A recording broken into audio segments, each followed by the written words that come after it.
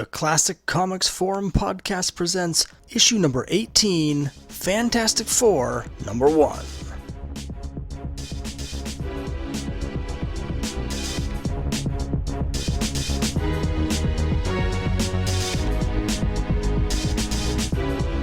Welcome back to the Classic Comics Forum podcast. As always, I'm your host, Scott Harris, and in this episode, I will be joined by special guest Tolworthy to discuss one of the most important comic books of all time, Fantastic Four, number 1. Fantastic Four, number 1, cover dated November 1961, of course is famous for launching what now is known as the Marvel Universe. Credited to the team of Stan Lee and Jack Kirby, Fantastic Four, number 1 ushered in a new age not just of superhero comics or Marvel comics, but of how comics are made and what fans expect from comics. Over the decades, though, controversy has grown over exactly who did what and who deserves the credit for Fantastic Four number 1. Today's guest has made a name for himself online as one of the most passionate Fantastic Four fans around. Author and creator of the website The Fantastic Four, The Great American Novel, Tolworthy has recently written an entire book called The Case for Kirby, where he goes panel by panel breaking down Fantastic Four number 1,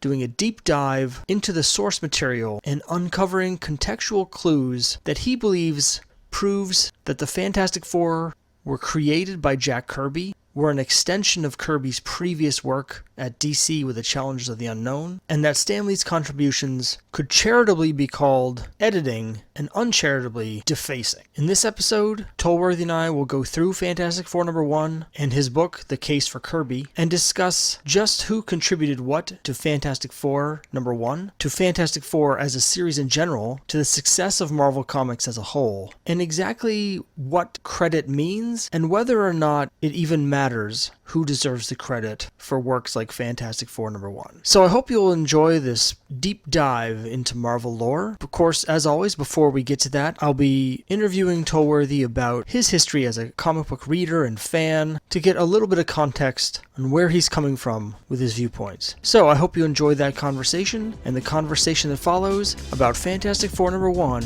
by Jack Kirby.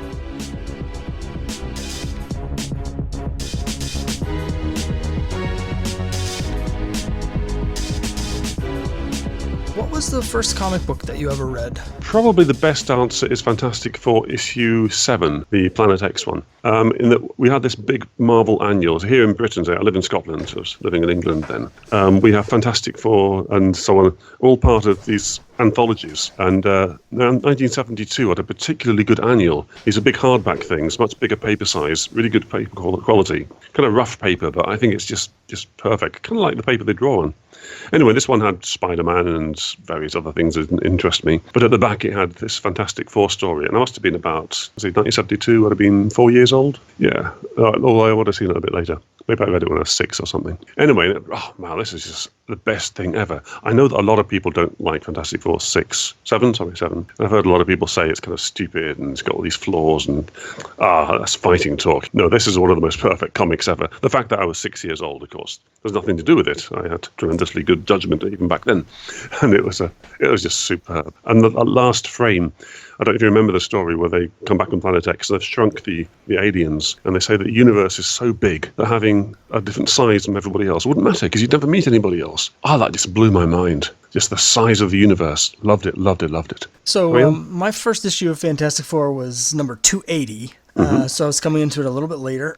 But when I first started collecting back issues, I immediately wanted to get the oldest ones that I could get my hands on. And it was a little while later, but not that much into my collecting, that I got my first real, really old comic. And it was Fantastic Four number 7. Don't remember what I paid for it, but it was a bargain, whatever it was. Yeah, there was a period there where I had Fantastic Four number 7 and number 61, and then I had 280 and up. So I don't know. I actually don't remember that much about the story. I no longer have the issue there came a point a couple years into my collecting where I was really into Fantastic Four. This was right at the end of the John Byrne run. And I was also really into Avengers when Roger Stern was writing. So this is like 86, beginning 87. And I had about the same number of back issues or total issues of both series, but I didn't have the resources really to keep collecting back issues of both of them simultaneously because I just, I was a little kid on a... Yeah, that could get pretty expensive. Yeah, so my dad said, why don't you focus on collecting just one title, and then when you're done, then you can move on to the other one. So that sounded like a good idea. So I remember setting out all my Fantastic Four and Avengers issues on my bed and having this like real intense decision process. Which comic was I going to focus on?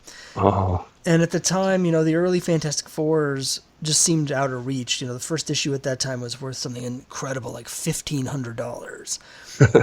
Whereas Avengers 1 was only 400 in near mint, and it felt like theoretically possible. So just based on the finances of it, I ended up going with Avengers, and I eventually, completed my full run of Avengers and ended up loving Avengers, but I kind of dropped Fantastic Four pretty soon after that. The Steve Englehart run just didn't grab me. So it's sort of the road less taken. I could have been where you are if I had just picked Fantastic Four instead of Avengers that day. Oh, no, I'm totally on board. I think I was incredibly lucky in that the first 3 Fantastic Four stories I saw were absolutely brilliant. They were just like the best of best. And then I just assumed they were all like that. I must get these.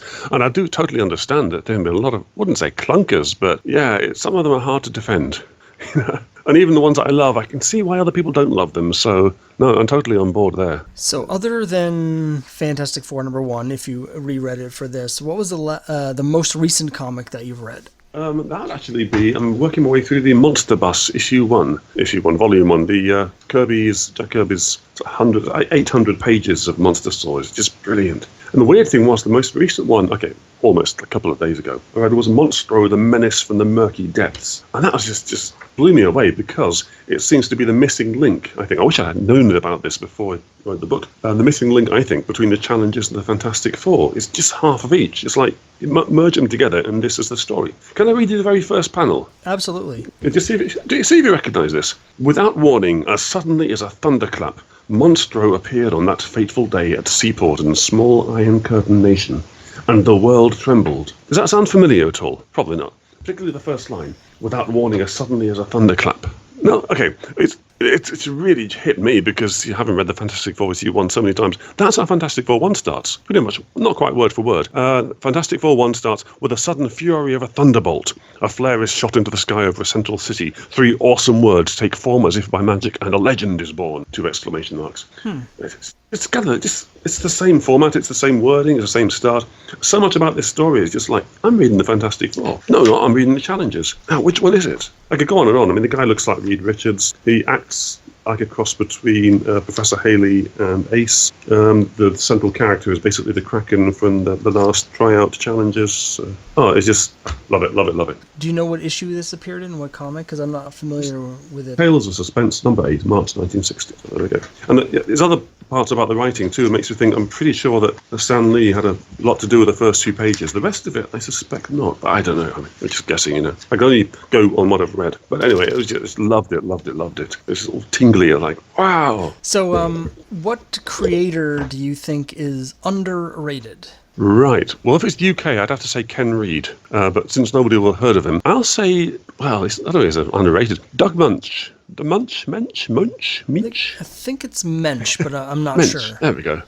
Doug. Well, here's one on the Fantastic Four particularly, because that's what generally seen as really a low point by most people. But I love it. I just think it's brilliant. He did a year with Bill Sienkiewicz, and it ticks all my buttons. It's just new and interesting and crazy, and there's loads going on, and it moves stuff forward, and it goes into real deep Fantastic Four lore. I just think it's brilliant. I know that Doug himself didn't like it that year. He felt he was frustrated because he wasn't allowed to use any of the big names. I guess that's why I liked it so much. No, I just thought that was really good. Loved that period. Oh, it's interesting.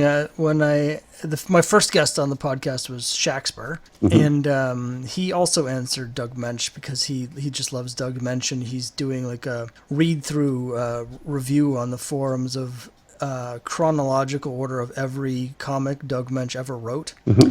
and he hasn't gotten to Fantastic Four yet. So I'll be curious to see what his opinion of those issues are when he gets that far. Well, that's really interesting. I can understand, again, that other people might not like it. I liked it because, having read the previous 210 issues, whatever it was, that made it really mean a lot to me, what he was doing, what he was saying, and the direction he was going in. I can see somebody else just picking it up would say, well, so, what's the point? But people like different things. To me, Doug Mensch, yeah. So I have a feeling I might know the answer to this, but who's a creator that you think is overrated? I'm going to give a pass on this one because I think everyone has different tastes.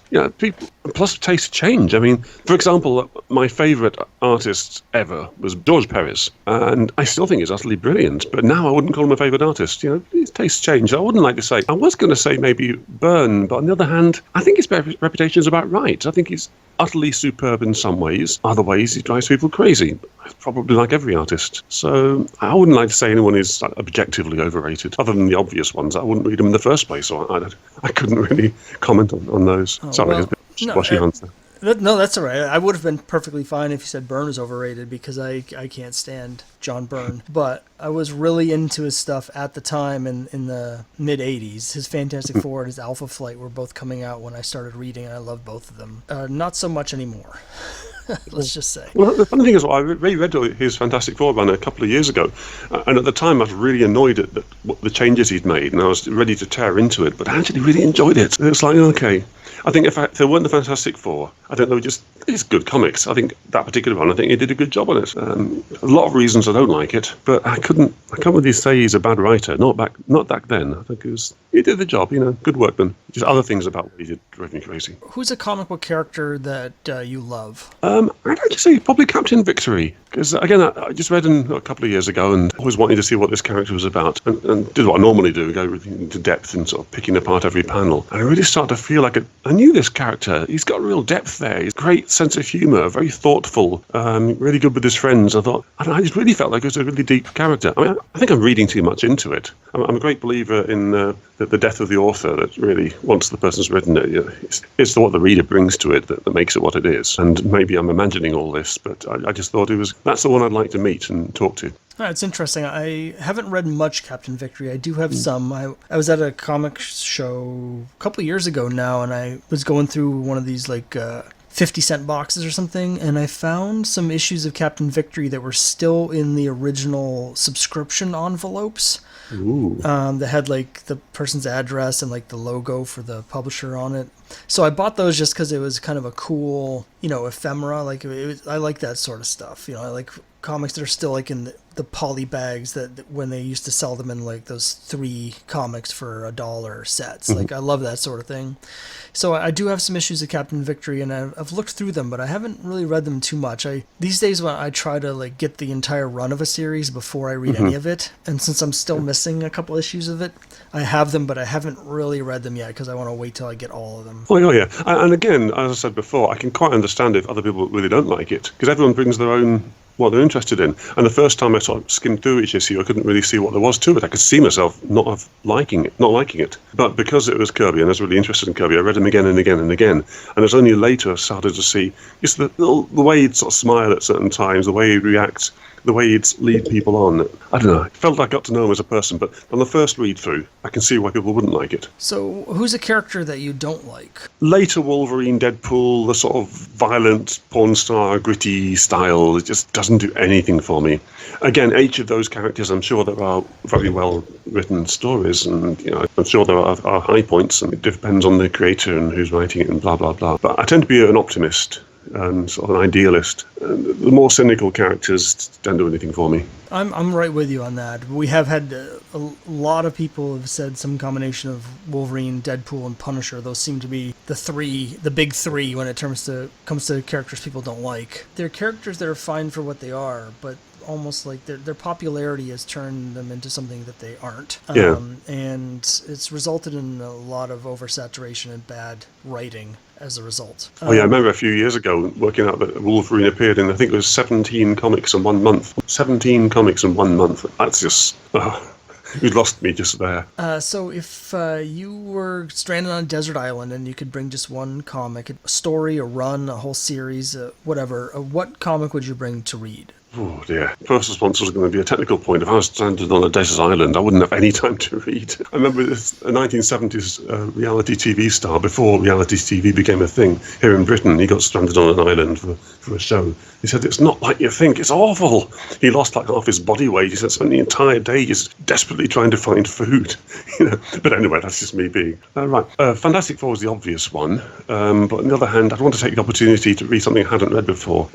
I'd like maybe a complete set of Ken Reeves' Jonah. You've probably never heard of him. It's a brilliant comic. I could talk about that for ages. But I suspect I'd be disappointed if I saw them all together. An awful lot of British comics look great in single installments, but you put them together. This is why I'm onto the American ones. Some of the writing here isn't very good. Some of it is. I was going to say Subnormality, but I need an internet connection for that. It's really wordy, and the only time I get to read it is if I had a long time and I had nothing else to read. But anyway, I'll go with Marvel Classic Comics, the classic adaptations they did in the 70s. I just love them. So much to enjoy in such a little space. This is world's best stories, and I like the way the Marvel did them.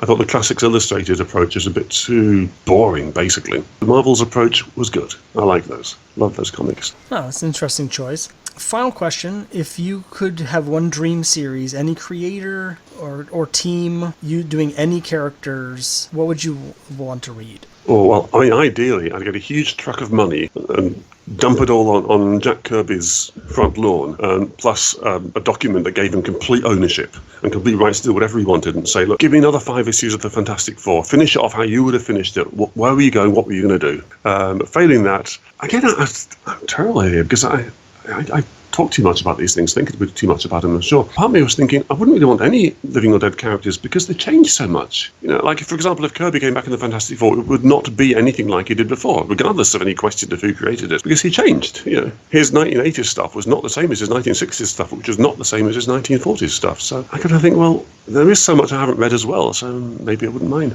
What I would like, I mean, this is more achievable, I'd like some millionaire or billionaire to give a ton of money to Marvel and get Carl Kessel and Steve Rude to do the Fantastic Four.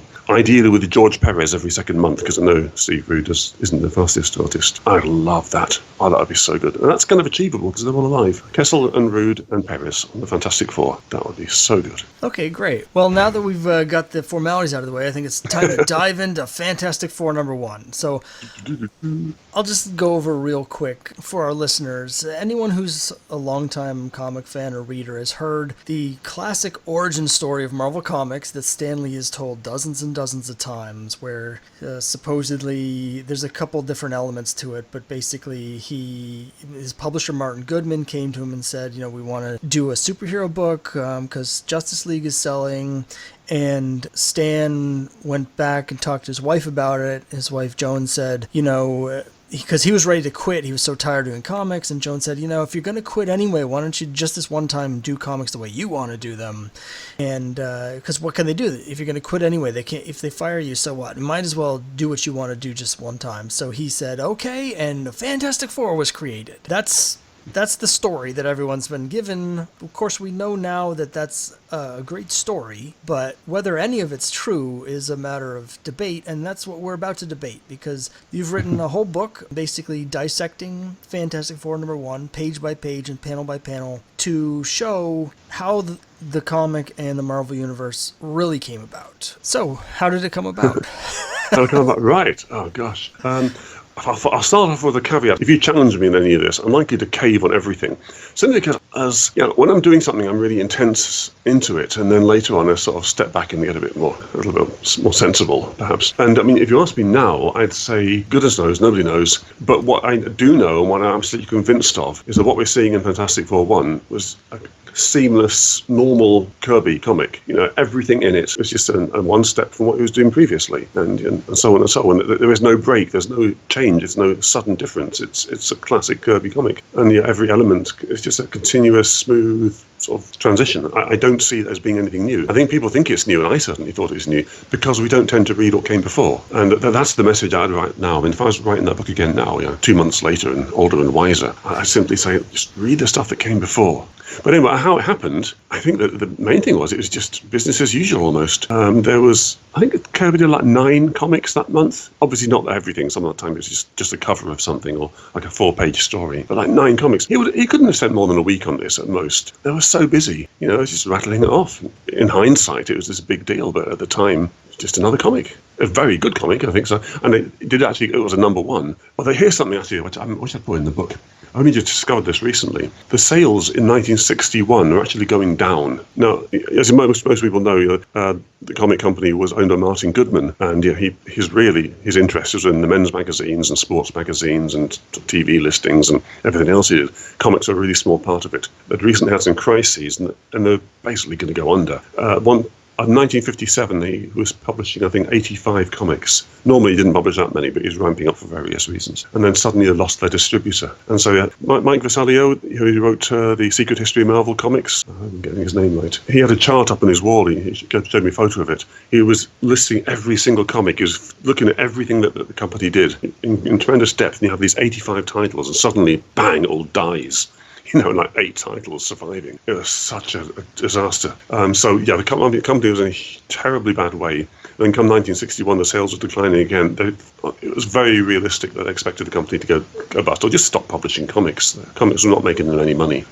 Somehow it got persuaded to try a new title. Those would have superheroes in it, and it sold. Just to add a little bit to that, for listeners who may not be aware of what happened, with Martin Goodman, he made this really ill-advised decision in terms of his distributor. And when his distribution system broke down, Marvel was basically forced to go to DC and have asked DC to distribute Marvel's books. And DC, I've got some major issues with how DC conducted business in the 1950s. But one thing they did, I guess, to their credit here, after shutting down a lot of their main competitors like EC earlier in the decade, they, I think, realized that they needed to keep some competition around or else the whole comic industry might go under. So they agreed to distribute some of Marvel's books, but they would only agree to do 8 per month, which is why they had to drastically cut down, to less than 10% of what they were previously doing. Now, one thing that what Martin Goodman and Stan Lee did to sort of trick the system is that they actually put out 16 different titles, but they were all bi-monthly. So every month there would be like a rotating group of books.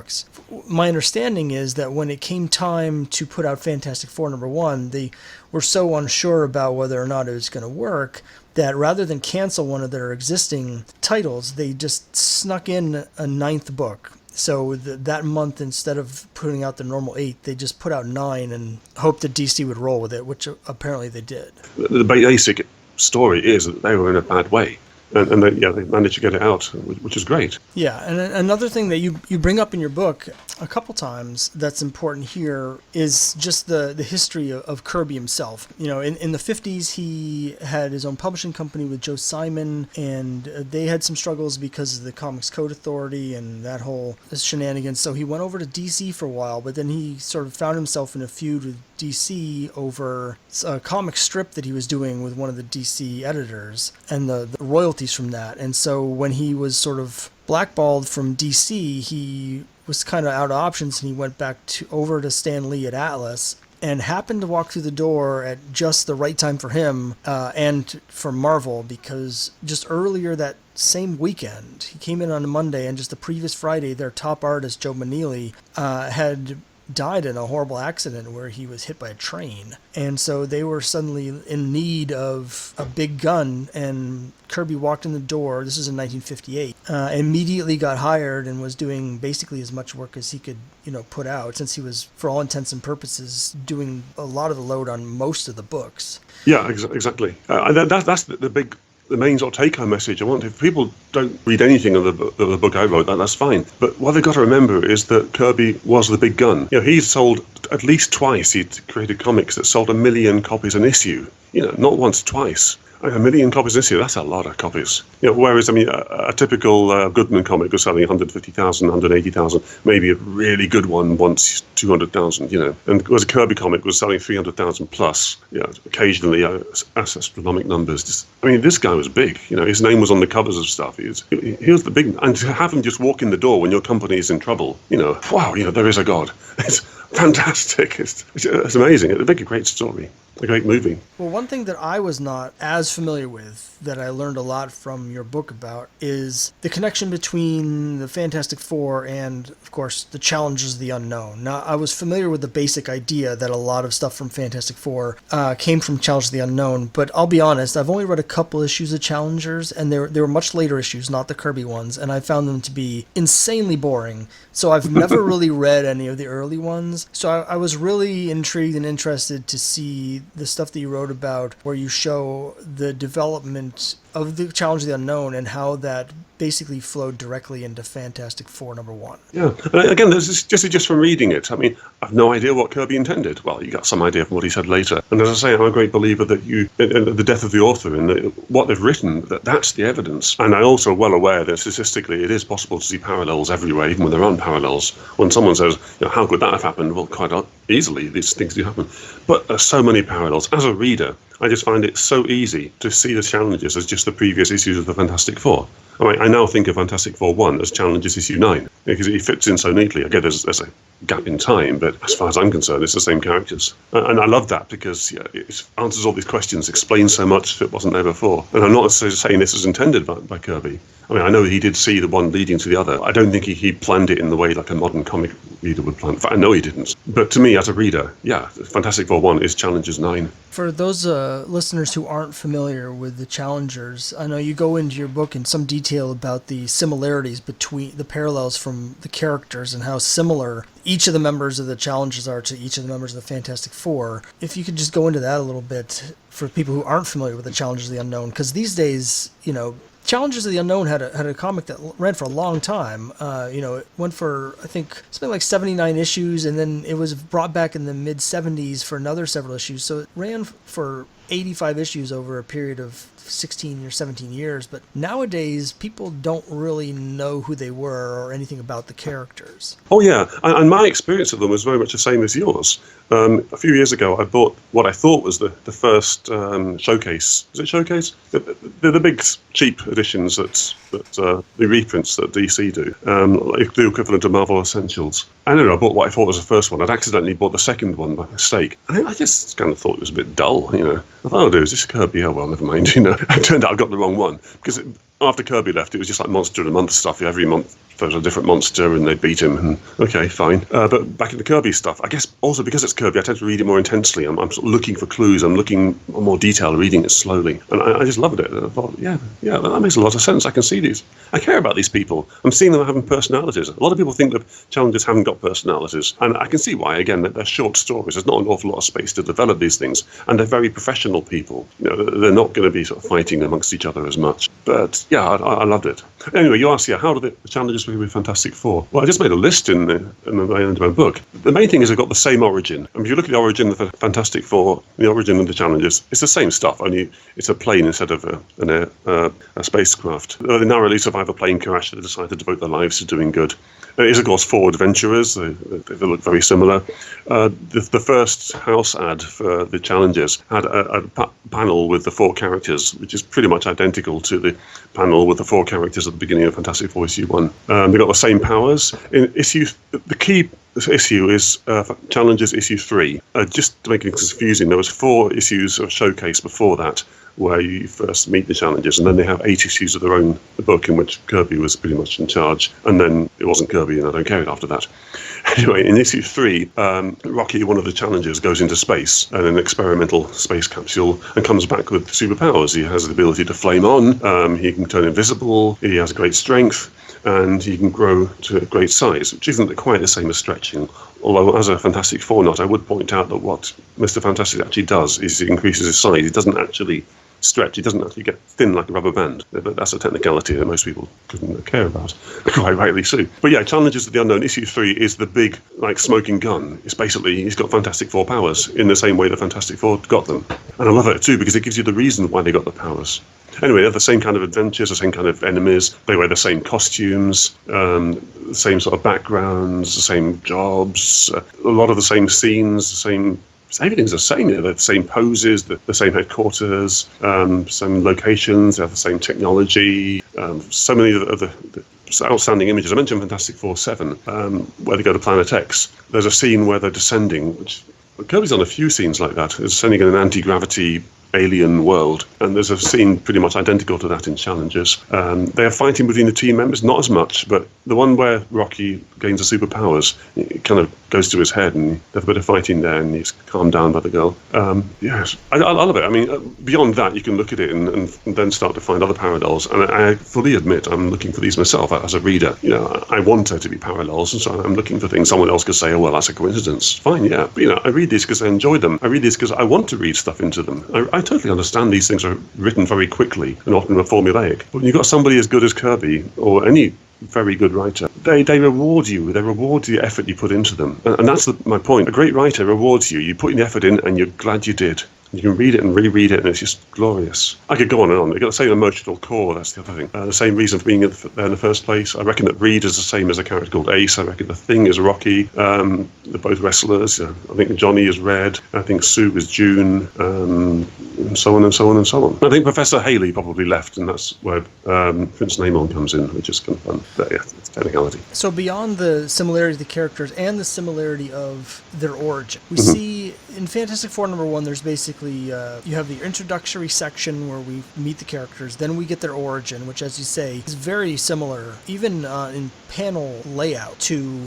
the Challengers, the Unknown's origin. And then it's followed up by this story where they fight the Mole Man. Now, you go through in detail, as I mentioned, panel by panel, showing that Kirby not only wrote the story for Fantastic Four #1, but that the story he wrote was actually very different from what Stan Lee ended up doing with it, where Stan Lee came in and he edited it later and added a bunch of dialogue that significantly changed what the story was actually supposed to be about. Yeah, no, I'm not the first person to point this out. I mean, there's that great, there's a blog, Kirby with Lee, where they go into Lee and Kirby comics, but just remove the words, and they show that it's often a very different story. You know, I'm not the first person to point this out by any means, but I find it fascinating by just ignoring the writing and seeing what the pictures show. It often is a very different story. In this case, the Mole Man story, it seems to me it has to be about the atom bomb. Everything's about the atom bomb. Yet the atom bomb is not mentioned in the dialogue at all. Yeah, I just find it really intriguing. That doesn't really sort of prove who wrote it to a degree. You could still argue that Lee has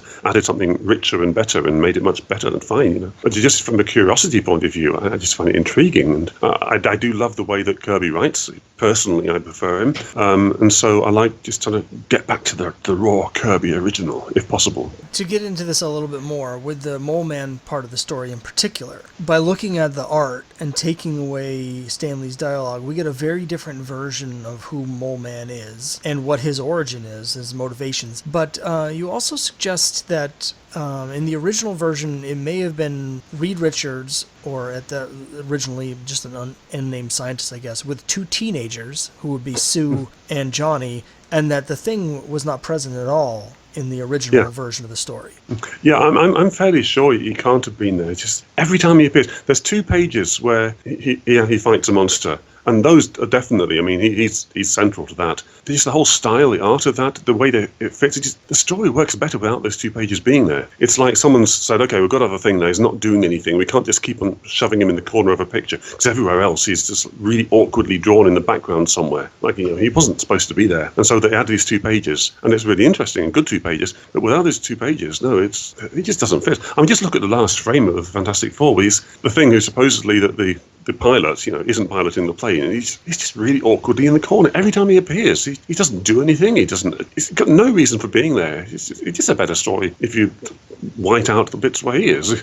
You know, he doesn't play any role there. And sometimes, absurdly so. I mean, he's the strong guy. Wouldn't he be fighting the monsters? Other than just doesn't fit. Yeah, there's other anomalies that you point out. For instance, when the Mole Man is fighting Reed Richards with a stick, and like Reed forgets that he has superpowers for some reason. Or that's the big thing. All these things that they build, one thing has to build on another, and the early conclusions lead to the later ones. So I'm not just saying that Ben Grimm can't be there just because the pictures don't look right. It's just the biggest thing is, you know, they haven't got superpowers. They can't have. There's too many. Like, the smoking gun for me with the superpowers was when they fall down a hole and are lost in the dark. Now this is a Johnny Storm who can supposedly fly and needs to be rescued, and he's falling down a hole because he's falling.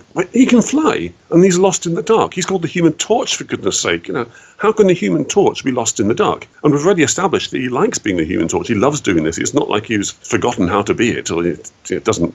So, I can't fly. He knows he can fly. He loves flying. It just doesn't make any sense. And just the way the powers he uses is really awkward. And again, it would be a better story without them. Just the drawing is awkward and it's strange. So that was the first thing. When you start to think, these powers weren't there originally. This is not a story about superpowers. Then you start looking at what else is a bit odd. Wouldn't it make a lot more sense if that bit wasn't there, and so on and so on. The funny thing actually is, I won't go on to this, I could talk about this topic for ages. Another main interest is in Bible studies. I love studying the Bible just from an academic point of view. And a big part of Bible studies, because we don't have the originals very often, is just taking the text and trying to work out what makes sense and separating the parts and saying, well, this contradicts that, so maybe those are originally two different documents. That's kind of what I'm doing. It's kind of funny. In the Bible, I think it goes far too far. I think the Bible's a lot more unified than most critics think. But I just find it kind of funny that I'm doing the same thing with the Fantastic Four, saying, okay, here's the document. This just doesn't make any sense. If this wasn't there, it would make a lot more sense. This really fits. This character who would make more sense if he wasn't there, he's very badly drawn there. That's not like Kirby would draw him. Maybe somebody else has added him, or maybe he's been added really quickly at the end. And so I'm building up this huge, and I could be wrong. Like I say, I could be completely wrong. I think there's so much evidence, that there's no powers, Ben doesn't fit, the way the two new pages make Sue look really sort of older and sexier, whereas the other pictures make her look quite young and teenage. There's so many different details. Like the face of the monster on the splash page, where it looks like his face is distorted. It's just really badly drawn. Again, to me, it looks as if his face has been changed in order to make space for the Human Torch. It makes more sense if you see the pictures. It's just loads of really weird stuff going on in that story. It just makes a lot more sense if you take off the weird stuff, and it's just a standard, very interesting story. Not about superpowers at all. It's about this scientist and these two children, or these two teenagers. Well, another interesting thing that you point out from the first half of the story, as we talk about here, it's kind of like there's the Mole Man story, which we've just been discussing, but then there's the first two parts where we get introduced to the Fantastic Four and we get their origin. And while the Thing seems completely superfluous in the second half with the Mole Man, one thing that I found very interesting was you look at the original story in terms of the character and how you see, if you take away Stanley's dialogue, it seems to be a story about Ben Grimm, who basically loses everything he has because he turns into this monster. But specifically, how you're seeing in the original art that it was intended to be sort of a love triangle between Thing and Reed and Sue, but Lee has sort of taken out that aspect with his dialogue to make it seem like there's no real connection between the Thing and the Invisible Girl. Yeah, he does leave one line in there where he says, I want her to look at me the same way she looks at you. But it's like a throwaway line. I'd also point out here that the love triangle, becomes really clear if you look at the other issues as well. Every single time when Ben Grimm fights the others, when he's aggressive towards the others, every time, it's always over Sue. Sometimes this isn't obvious in the dialogue. We take the dialogue out and you always find Sue is there, and you see how he's building up and getting frustrated, and then they'll snap eventually. Okay, there's a couple of times too when it's Johnny needling him, but even then he's always needling him about his appearance, about how you never get a girl. I mean, it's kind of obvious even without the dialogue. Yeah, it's always about Sue every single time. That is why they fight each other.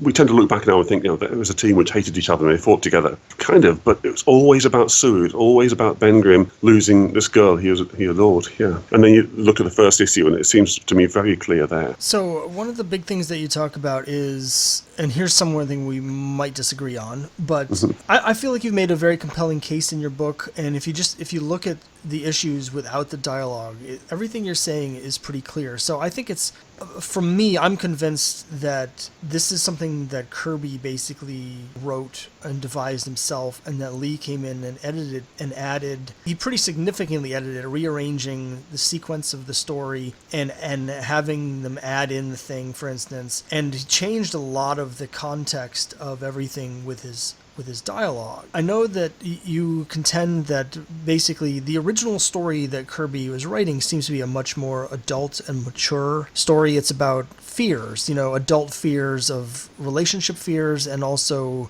about events that were happening at the time to do with the radioactivity and the Cold War, whereas Lee is sort of dumbing it down. Yeah, that's what putting it crudely, yes. I agree with you on that, but I'm not sure that was necessarily a bad thing, in that, as Stan's mentioned before in interviews, that he was sort of under a mandate from publisher Martin Goodman to have the comics aimed at an audience for children. And that, I think, was a direct response to what happened with the Comics Code Authority, where they came in and they literally stamped out all the mature content in comics, and leaving a void where a lot of the adult readers that had been previously reading comics, like crime comics and horror comics, there was nothing left for them to do, so they sort of drifted away. So comics had to tailor themselves to the children, which is the audience that they were left with. I wonder if the story that Kirby was doing here and the themes he was exploring were possibly too adult and too mature for the audience that they were trying to sell the book to. I suspect that as an adult, I would find the original Kirby story more interesting than what we actually have, and yet I wonder if the book would have been as successful for the audience actually reading it if Lee hadn't dumbed it down for them. Yes, I totally agree with you. Yes, I have to. I completely agree. I later argue that sales-wise, that Kirby always sold sort of good sales, so 300,000 an issue at that time, what was normal for him, and all that the Marvel Comics ever did was simply go back up to what normal Kirby numbers are. But yes, it's always easy to have an alternative history and say, oh, yes, had they been more adult, they'd have just got more adult readers. You may well be right. Yeah, you could well be right. It's easy to look back. And the bottom line is, I'm an adult now. I like the adult stuff. But it was true when I was younger. It sounds very condescending, but, I didn't like Kirby's writing when I was younger. I liked the simple stuff. I liked to open a comic and know what was going on. And that's exactly what Lee gave me. So, yeah, I better explain how this book came about. It wasn't really, I've got this great hatred of Stan Lee, although that's, sometimes I do. But it's just, I start to think of Kirby as just this fantastically good writer. But of course, in order to demonstrate that, I've got to say, well, what did he actually write? I mean, after 1970, it's pretty obvious he pretty much wrote everything that he drew. Before then, just controversy. So I wanted to try and nail down what he wrote, and my argument is that he wrote everything. And my argument also is that he's a better writer, and he's more of an adult writer, and his stuff lasts, and that's why 50 years later we've got movies based on his stories, and not movies based on other stories, not as much, because he was just writing really, really good stuff, and I just love his work. But yes, he may well have a very good point because of the historical period, that maybe it wouldn't have worked. I mean, the fact is, he struggled constantly, It was a difficult life. So many good writers there, which is the EC comics, for example. People writing great stuff, really good stories. But it didn't work.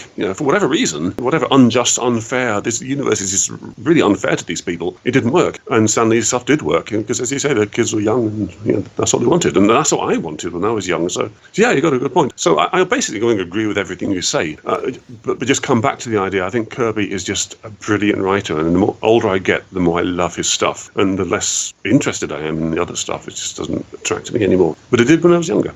And it might do again, and maybe I'm just being a horrible snob. I am a snob. I'm quite an elitist. And I think the time may come when I start looking more kindly at other people. That's the bottom line. I love Kirby's stuff. I think he was a great writer before 1961. I think it's a mistake to think he suddenly wasn't a writer and then became a writer again. I think he was a writer all the time, and he was a really good writer, and I love his work. But yeah, I'll accept that better for kids, and maybe that's what had to be done at the time. Yeah. Well, I think Kirby, there's a tendency from fans to look at Kirby as a writer only in the 70s and say, here's his stuff in the 70s, and because his dialogue is kind of weird, he needed Stan Lee to write the dialogue for him. And I get that, because sometimes when I read some of the Kirby stuff in the 70s, I'm like, the dialogue is very stylized in a idiosyncratic way that you really have to get used to. Oh, definitely.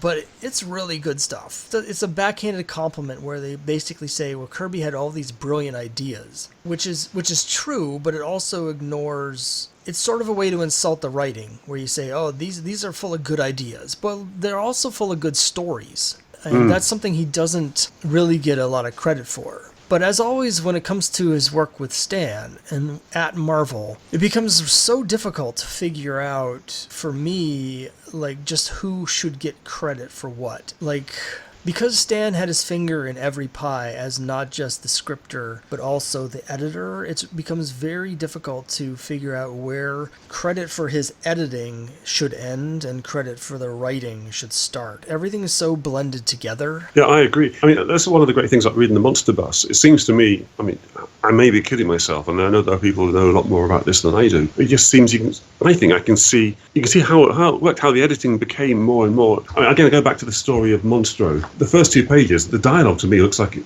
is heavily edited by Lee. It's just so similar to the way he was writing dialogue in Fantastic Four 1. But then towards the end, it seems more back to Kirby. My feeling is that most of the dialogue in the Monster Bus is by Kirby. I mean, Lee didn't sign any of this stuff. There's no reason to think he had to do anything other than light editing all of this. But by Fantastic Four 1, it was pretty heavy editing. And another point is he never actually claimed to be the writer until Fantastic Four issue 9, which, because they were bi-monthly, was just over a year later. And I think my feeling is what happened is, during the Monsters comics, he was dabbling with editing a bit more than an editor would normally do, and liking it. Fantastic Four 1, he decides to really heavily edit it, and then it sells really well. And so he's quite reasonably going to look at the sales and think, well, what's the difference? I edited this. I gave it my light touch. It sold well. You know, I rewrote all the writing. I think I'm justified in calling myself a writer. Fair enough. Now, he may well have written other things. I mean, I'm just going by what the Monster comics and what I've read. It seems to me that the Monster comics, you can see him going from editor to heavy editing to calling himself a writer,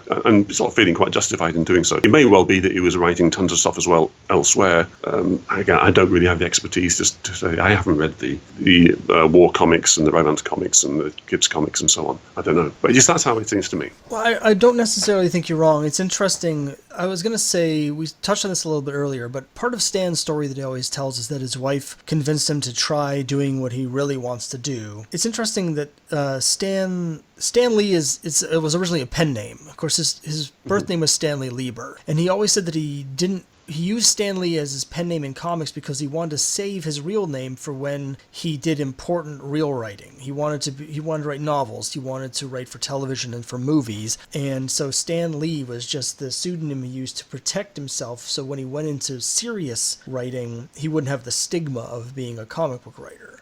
And so like he always seemed to have an aspiration to be a bigger deal as a writer, and to be more of a writer and less of an editor. And so when we have this story where his wife is telling him, you know, just this one time, why don't you do what you want to do? I think there's some truth to that in terms of him just saying, to heck with it, I'm just going to put more of my stamp on it. And I totally agree. One thing that I found interesting that I'm not sure, I think you're probably not aware of, you just said you haven't really read much of the romance comics. Stan was writing a lot of their sort of teen humor books. And my guess is he probably was doing it similar to the way that he was working with Kirby, but in those books, he was mostly working with Stan Goldberg. So unlike Patsy Walker, for instance, or Millie the Model, it would be signed like Stan Lee and Stan G is how they'd sign it. Not broken down in terms of who is writing or drawing. It would just say Stan Lee and Stan G,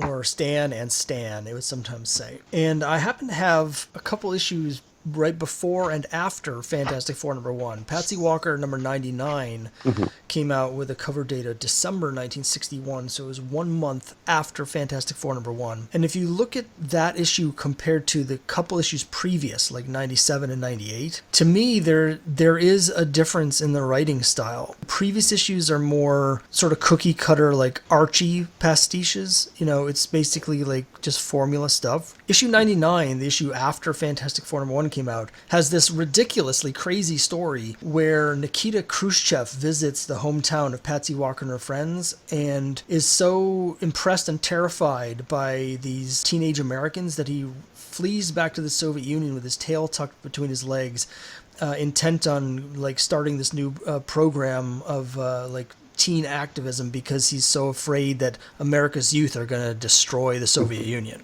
And it's just like ridiculous. And it felt like when I was reading that for the first time, I was like, this feels like someone who does not give a shit anymore. Who's just like, yeah, okay, I'm going to take this issue, it's basically Archie, and just do this crazy story where the Soviet premier visit them and just like add in all this nonsense where like Khrushchev is visiting their diner and like marveling at American youth like drinking a milkshake. So it's interesting, like, there are points in your book where I felt like you're being a little too hard on Stan, but I think a lot of people are in terms of ascribing motivation to him. Yeah, I'd say that's where, I'm in an interesting situation here, in that I've got a lot of respect for people who really hate Stan's guts, who've done a lot of research, and I haven't done the research. All I've done is I've read the comics. I've noticed a lot of them don't read the Fantastic Four, so I thought, okay, I can write this book because the one thing I have done is read the Fantastic Four a lot. So I've got something I can offer. And they've done a lot of research, and there's an awful lot of people, well, not a lot of them, a few people who have done impeccable research and are convinced that he's, Satan incarnate and never said anything true.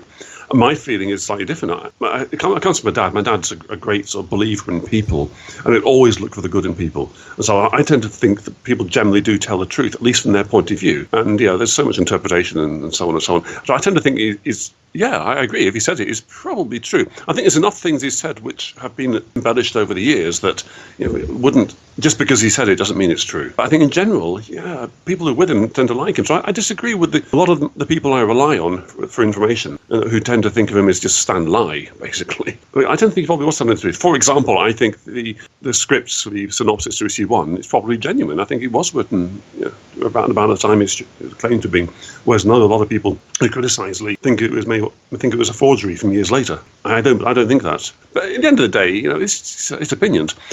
My main opinion is that, I keep coming back to this, is that Jack Kirby is an excellent writer, certainly from an adult point of view. And all these other things are in the past now. I mean, Lee is old, Kirby's dead, his family's now got a reasonable settlement with Marvel. It's all in the past. But what isn't in the past is the quality of these stories. And that's what it comes down to. And so in my mind, Lee, fade away eventually into history. But I like to think that Kirby's stuff will always be there. And so I'm ready to accept that Lee was telling the truth, or at least most of the time, or reasonable as much as anybody else does.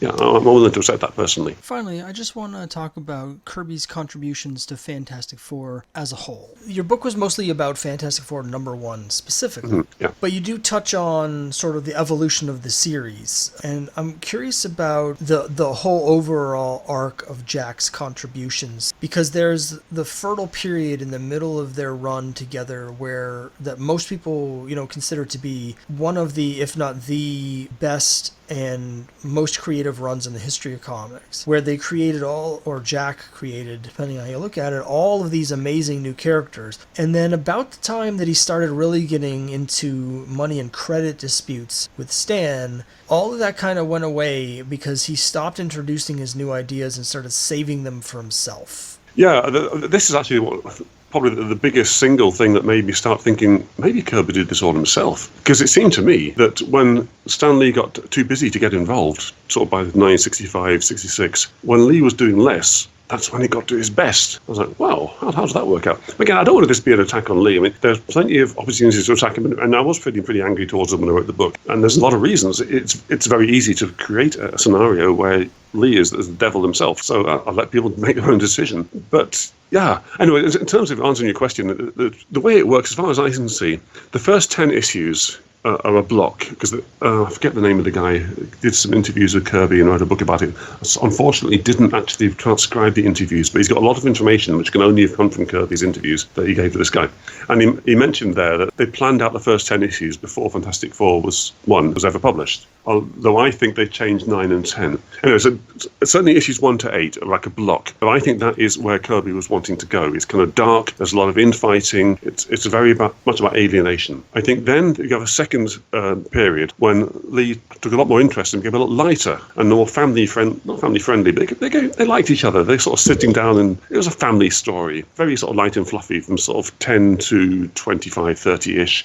I then get the impression that Lee got busier and busier because the Marvel Universe was expanding and he's just had too much to do. And a lot of it then is more Kirby. And then you've got the golden period, say from 36 to 67. 67 was the him story, the Cocoon Man. And that is when Lee changed the dialogue in a way that really annoyed Kirby. He'd got an adult story with that no villains at all, just about scientists going wrong and what happens if scientists create somebody who then judges the human race.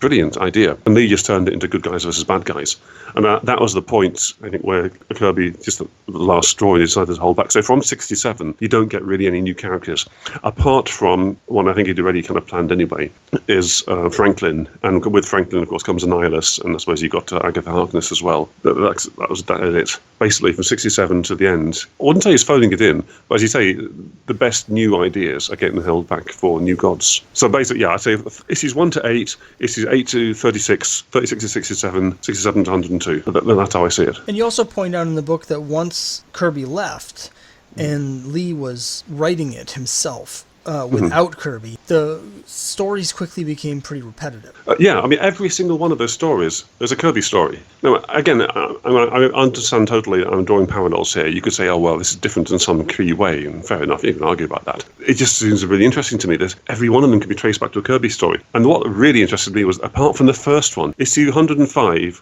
which is the first new story since Kirby left, because Kirby left 102 in the middle of a story. 105 is the next new one, and that seemed to be quite original. But it turns out that's actually basically a copied from the plot of what became 108. So in other words, it was like he'd copied from Kirby's plot that hadn't got published yet, because that one was held back so that it could be published on the month when Kirby's DC stuff started appearing. So everything from after Kirby left was just Lee copying an old Kirby story, whereas everything before that was original. So I'm like, that just seemed to be a bit of a smoking gun to me. So what's your big takeaway from all of this? Since writing the book, having got it out of my system, I've just been doing nothing but read Kirby. It's just, I like Kirby's stuff, and I like how he got it. I mean, a lot of Kirby's stuff is derivative, but I just find it hangs together so well. I find he's opening a window on the world.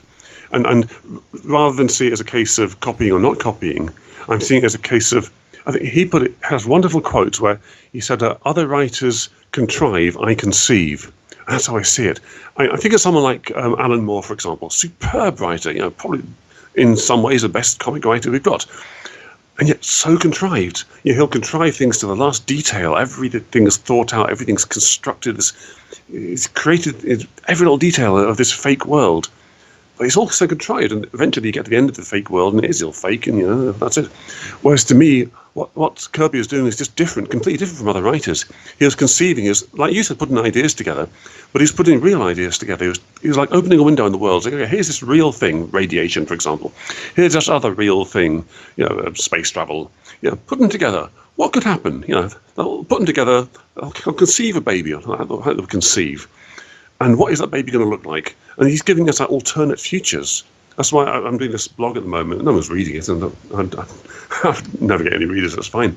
Kind of hardcore Kirby called Kirby the Prophet, about just how he's sort of foreseeing possible futures, and that to me is what he's doing. That's why it's so exciting. Everyone copies, everyone. That's fine, but what he's doing is just creating something completely new and saying, what could this real world look like? It's just so different from the whole concept of business and brands and superheroes and very carefully constructed pastiches and so on. It's just different. It's alive. I love it. It's just like opening a window in the future. So it's just a totally different way of looking at it. And so I look at something like Stan Lee stuff and think, well, millions of people like it. Fine, whatever. So I like to think, that my view is better, and that, in 50 years' time, nobody will care who this Stan Lee character was, but they'll all be worshipping at the shrine of Jack Kirby. Almost certainly not, but that's how I see it. Contrive versus conceive. Kirby's stuff is deliberately, he doesn't put the details in, he doesn't really flesh out the characters. He's talking about himself, he's talking about real people, he's talking about every man, he's talking about possibilities. It's hard to describe it. I mean, that's what I was originally going to write when I did this book, and I'm glad I didn't, because I would have written something completely unreadable. But what Kirby was doing, the way he was writing, the way he was creating ideas and opening a window to the future and possible futures and things which could really, really happen maybe in an extreme way. Just absolutely love it. Love the stuff. One other thing I wanted to say, sorry, interrupting you. again, the first question was, what's your first comic you read? And it illustrates how memory is an interesting thing. And again, why I'm losing interest in what I did myself, in trying to track down exactly what happens, because memory is so fluid, and how we interpret things is so fluid. The first comic I ever read, I thought, was Monster Fun issue 4. Well, that's the first comic ever bought for me when I was, I think, 5 years old or something. Anyway, and I very clearly remember the cover. And years later, I got all the early Monster Fun comics, so I could track down exactly what issue it was. It turned out the cover I remembered was a composite cover that only existed in my memory. And this is how it works. This is how we remember things. This is how we see the world. It's so fluid. We remember things that didn't happen, because every time we remember something, we lay down the memory again, and what we're really remembering is our memory of it. We're not remembering the thing itself. I think that's what happened. History is like that. So I'm going off a bit of a tangent here, aren't I? What I'm saying is, part of me thinks that, Stanley was a complete and utter liar, but that's not a big deal. It's not such a problem as people think. Because at the end of the day, it's whether those lies or those ideas touch you and work with you and build you and motivate you and teach you something, and you can go back to them and back to them. And if you can, then those are great stories. And if you can't, they'll just fade away and be forgotten.